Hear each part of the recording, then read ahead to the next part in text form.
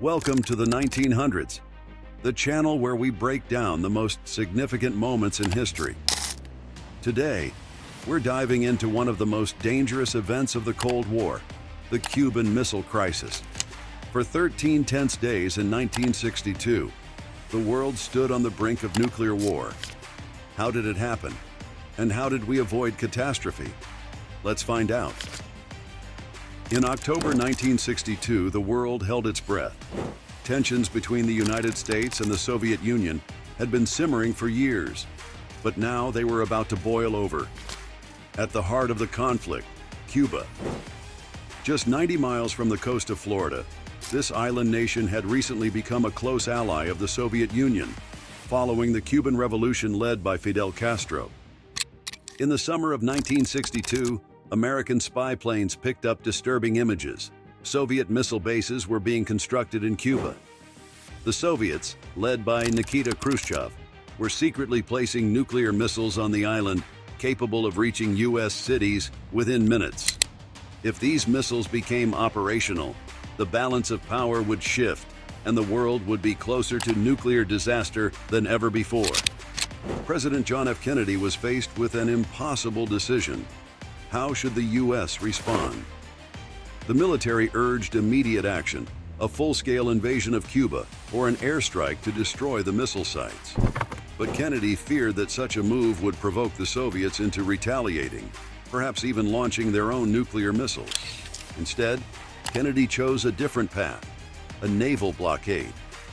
On October 22, 1962, Kennedy addressed the nation, informing the American people of the missile threat in Cuba and announcing the blockade, which he called a quarantine.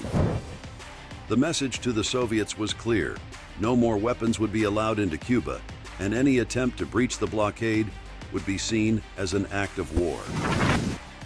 From October 16th to October 28, 1962, the world teetered on the edge of nuclear conflict.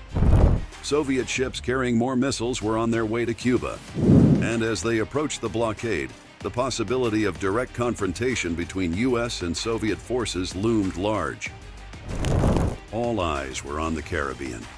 One wrong move, one miscalculation, could lead to war on an unimaginable scale. Inside the White House, Kennedy and his advisors held intense meetings, weighing their options. Could the crisis be resolved peacefully, or was nuclear war inevitable? Finally, after days of intense back-and-forth negotiations, a deal was struck. On October 28, 1962, Soviet leader Nikita Khrushchev agreed to remove the missiles from Cuba in exchange for a U.S. promise not to invade the island. Additionally, the U.S. secretly agreed to remove its own missiles from Turkey, which had been placed close to Soviet borders. The crisis had been averted. The world breathed a collective sigh of relief. But the Cuban Missile Crisis had brought the Cold War to its most dangerous point, a moment when nuclear war seemed not just possible, but imminent. The Cuban Missile Crisis left a lasting impact on both the United States and the Soviet Union. It showed just how close the world had come to total destruction, and it led to a renewed focus on diplomacy. Soon after the crisis, both superpowers agreed to establish a direct line of communication, the famous hotline, between Washington and Moscow to help prevent future misunderstandings.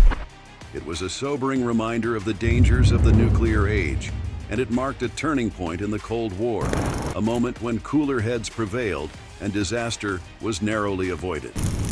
The Cuban Missile Crisis is remembered today as both a cautionary tale and a triumph of diplomacy. Thanks for watching the 1900s. If you found this story of the Cuban Missile Crisis captivating, make sure to hit that like button and subscribe for more stories from history's most critical moments. Until next time, this is the 1900s.